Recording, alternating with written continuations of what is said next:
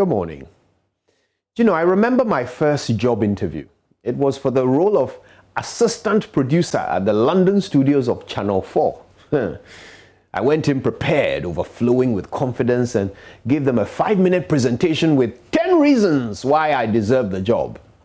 After I had wowed them with facts, figures, and diagrams, the head of the panel spoke. "Well, that's all well and good," he said, "but there's no experience on your CV." I started to launch into another spiel about my unique qualities that made me the best candidate when another panelist raised her hand and interrupted me and said, "Kojo, this job is about solving problems and you have never even had a problem." That shut me up. Now, I had walked into this interview with my head in the clouds, filled with the unassailable confidence that I deserved the job and would therefore get it. I believed I deserved it, so I was simply showing up to, take it.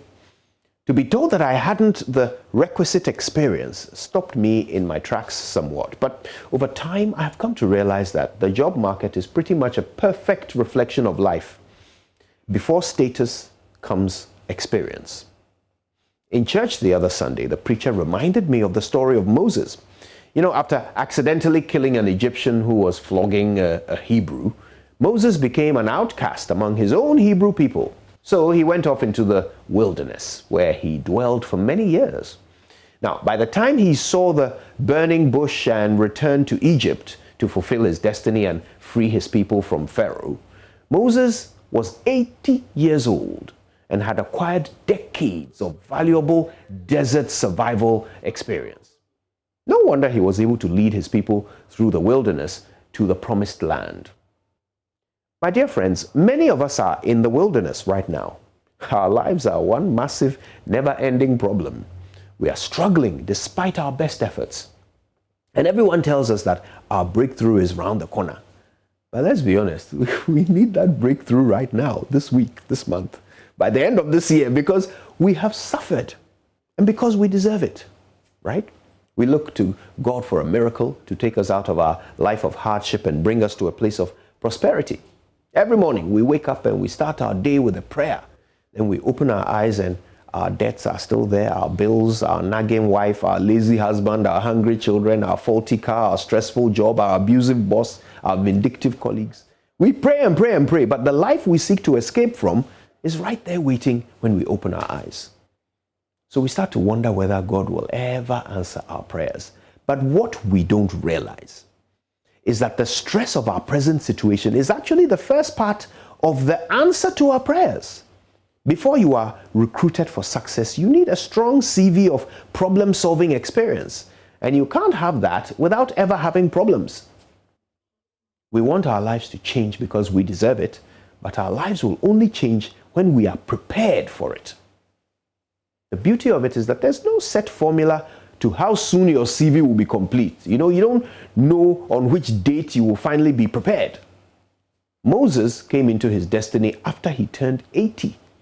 But David, on the other hand, came into his when he turned 15. When he declared he would fight Goliath, King Saul took one look at him and shook his head and said, "You're just a boy. This guy is going to eat you for breakfast." But David was not afraid. "Your Majesty, with all due respect, you don't know what I've been through.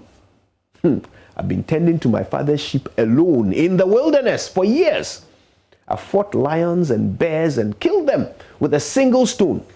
I am ready for this guy."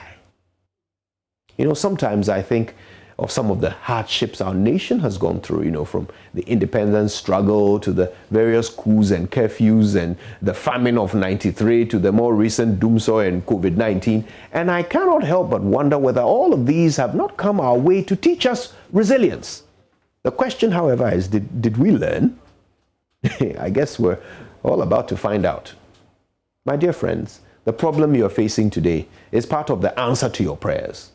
If God will not expose you to a temptation that you're not equipped to face, then He certainly won't expose you to a blessing that you're not qualified to receive.